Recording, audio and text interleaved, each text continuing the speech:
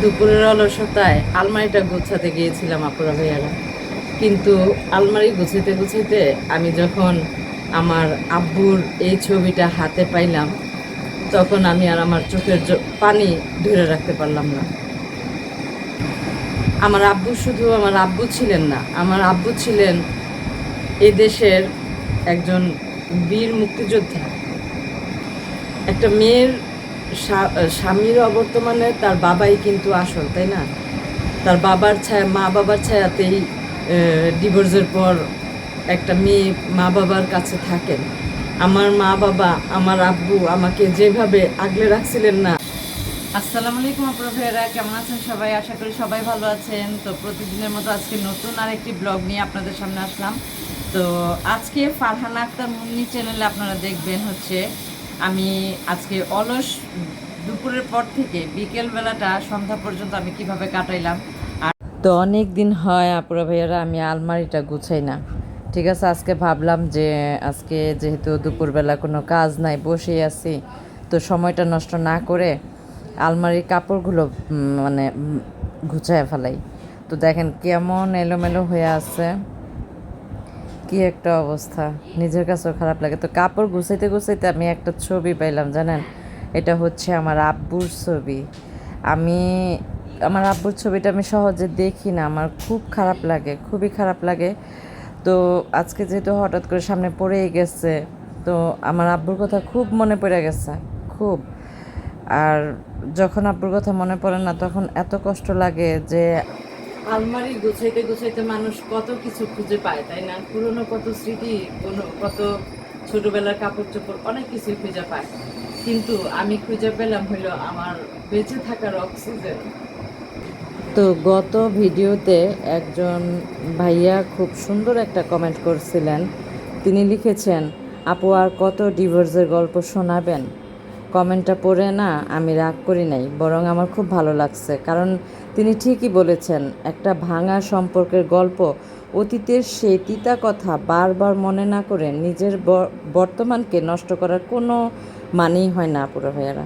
Divorce বা বিচ্ছেদ আমার জীবনের একটা দুর্ঘটনা মাত্র, কিন্তু ওটাই তো আমার শেষ পরিচয় না। আমার আসল পরিচয় আমি আমার বাবা মায়ের সন্তান। তো এই আজ আমি কোনো কষ্টের গল্প বলতে আসি নাই, আজ আমি বলতে আসছি এক পরম সৌভাগ্যের গল্প। এই যে পৃথিবীর বুক থেকে যখন সব আশ্রয় হারায় যায়, চারপাশের মানুষ যখন মুখ ফিরায় নেয়, তখন এই পৃথিবীতে না একটা জায়গা নিঃশর্তভাবে খোলা থাকে, সেটা হলো বাবা মায়ের বাড়ি। বাবা মায়ের এই ছায়াটা যে একটা কতটা নিরাপদ, কতটা শান্তির, তা হয়তো আমি এই পরিস্থিতিতে না পড়লে কোনো দিনই টের পাইতাম না আপুরা ভাইয়ারা। আমার মায়ের শাড়ি একটা খুঁজে পেয়েছি, এখন পরবো এটা। আপুরা ভাইয়ারা, তাড়াহুড়ো করে শাড়িটা তো পরে ফেললাম, কিন্তু আয়নায় নিজেকে দেখে আমি নিজেই হাসছি। কেমন লাগছে বলুন তো আমাকে আজকে? একদম খাঁটি বাঙালি রমণী মনে হচ্ছে না? তো আসলে শাড়ি পরলে না আমাদের মেয়েদের ভেতর থেকে কেমন যেন একটা অদ্ভুত ঢং আপনা আপনি বের হয়ে আসে, তাই না? যতই মডার্ন কাপড় পরি না কেন, শাড়ি পরার পর ওই যে একটু আয়নার সামনে দাঁড়িয়ে মানে পোজ দেওয়া, আঁচলটা বারবার ঠিক করা, এটা আমাদের ডিএনএতেই আছে।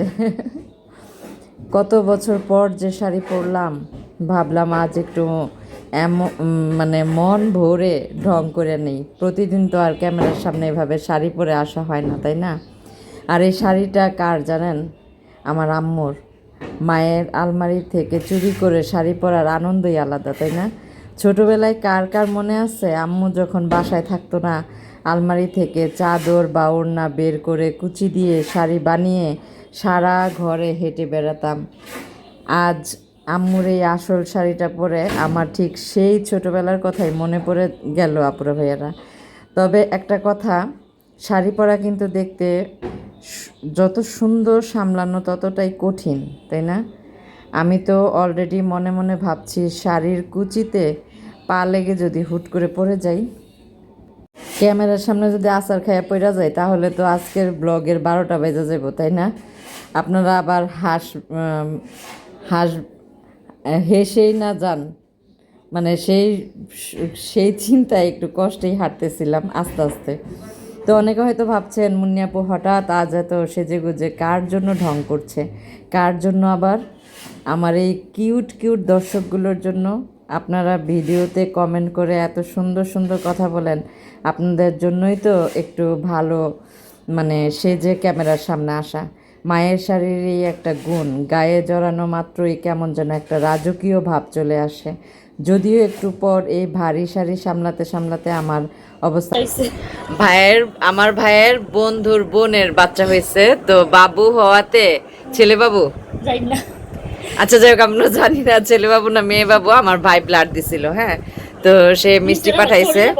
এখন একটু মিষ্টিটা খাই আমরা, অনেক স্বাদের মিষ্টি। ও সাদা খামু না লাল খামু, কোনটা খামু? না, সাদাই আচ্ছা অর্ধেক সাদা খাই, অর্ধেকটা খাই।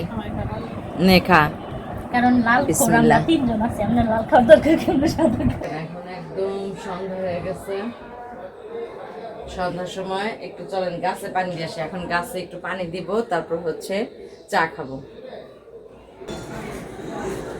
একটু গাছে পানি দিয়ে নি, সন্ধ্যার সময় না, পানিগুলো দিয়ে পরে হচ্ছে চা খাবো।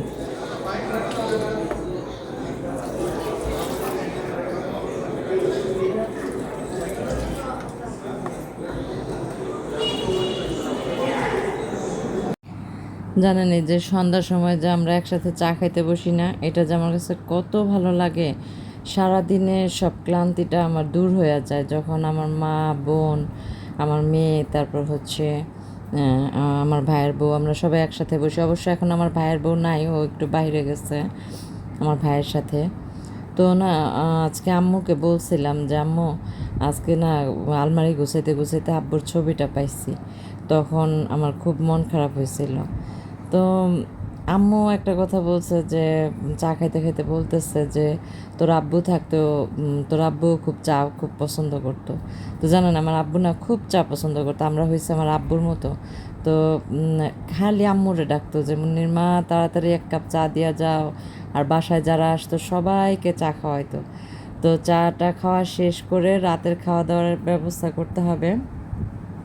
তো এখন চা মানে এত পানি পিপাসা লাগছিল, ঠান্ডা একটু পানি খাইলাম। আর আমি সত্যি একটা ভাগ্যবতী জানেন, একটু আগে যে বলছিলাম না সব আশ্রয় হারিয়ে গেল, বাবা মায়ের ঘরটা সবসময় খোলা থাকে, ঠিক না?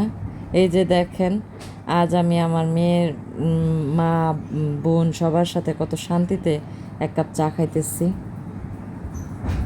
চায়ের আড্ডা শেষ করে মা আর বোনের সাথে গল্প করতে করতে সন্ধ্যাটা তো দারুণ কাটলো, কিন্তু সুখের আড্ডার পর পরই চলে আসে আমাদের মতো গৃহিণীদের আসল যুদ্ধক্ষেত্র। এই যে দেখতেছেন এখন আমরা সবাই খেতে বসছি এখানে, আমি, আমার বোন, আম্মু, তারপর হচ্ছে আমার মেয়ে, আমরা সবাই একসাথে। রাত হলে না আমি রাতের বেলাটা একটু অন্যরকম একসাথে খাই, দুপুরে খাইতে পারি না একসাথে কাজের জন্য। তো যাই হোক, আমার একটা অভ্যাস আছে কি জানেন, আর একটা কথা বলি, দিনের বেলা আমাদের গ্যাস থাকে না, তাই আমি রাতের বেলা একটু ডাল সিদ্ধ করে রাখবো যেন সকালবেলা আমি ডালটা বাগার দিতে পারি। তাই বুদ্ধি করে রাতেই ডালটা সিদ্ধ করে রাখতেছি, কাল সকালে জাস্ট বাগার দিয়ে দিব, ঝটপট রান্না শেষ হয়ে যাবে। সিঙ্গেল মা হতে পারে কিন্তু সংসারের প্ল্যানিং কোনো কমতি রাখা যাবে না, তাই না বলুন? তো আমার একটা অভ্যাস আছে, রাত যতই হোক না কেন কিচেন কাউন্টার আর ডাইনিং টেবিলটা একদম ঝকঝকে পরিষ্কার না করে আমি ঘুমাতে পারি না। সারাদিন যত ধুলাবালি, যত গোছগাছ সব রাত্রে শেষ করে রাখলে সকালের ঘুমটা ভাঙার পর মনটা খুব ফ্রেশ লাগে, তাই না পুরো মেয়েরা? আজকের ব্লগটা শুরু করছিলাম আলমারি গোছাতে গিয়ে আব্বুর স্মৃতি দিয়ে, মাঝখানে আপনাদের একজনের কমেন্ট আমাকে নতুন করে ভাবতে শিখাইছে। আর এখন রাতের এই নিরিবিলি সময়ে এসে মনে হচ্ছে জীবনটা আসলে আমরা যেভাবে দেখি ঠিক সেরকমই দুঃখের গল্প করতে হলে বসলে রাত শেষ হয়ে যাবে কিন্তু দুঃখ কমবে না। আর তার চেয়ে ভালো না এই যে রাতের বেলা ডাল সিদ্ধ করে রাখার মতো ছোট ছোট ব্যবস্থার মধ্যে দিয়ে আগামীকালের একটা সুন্দর সকালের প্রস্তুতি নেওয়া। আমি একজন বীর মুক্তিযোদ্ধার মেয়ে, একজন গর্বিত সিঙ্গেল মাদার। আমার অতীত যেমনই হোক, আমার বর্তমানটা আমার মা, আমার মেয়ে, আমার ভাই বোন, বাবার বাড়ির এই নিরাপদ ছাদটাই আমার জীবনের সবচেয়ে বড় শক্তি আপুরা ভাইয়ারা। আজ রাতে যখন ঘুমাতে যাব মনে কোনো আফসোস নিয়ে নয়, বরং আগামীকালের এক নতুন সম্ভাবনার স্বপ্ন নিয়ে চোখ দুটো বন্ধ করব। তো যে ভাইয়াটা আমার কাছে কমেন্টটা লিখেছিলেন তাকে আমার অনেক অনেক ভালোবাসা আর ধন্যবাদ এই পজিটিভ পথটা দেখানোর জন্য। সবাই ভালো থাকবেন, সুস্থ থাকবেন আর আমাদের জন্য দোয়া করবেন। দেখা হবে আগামীকাল সকালে নতুন একটা ব্লগে।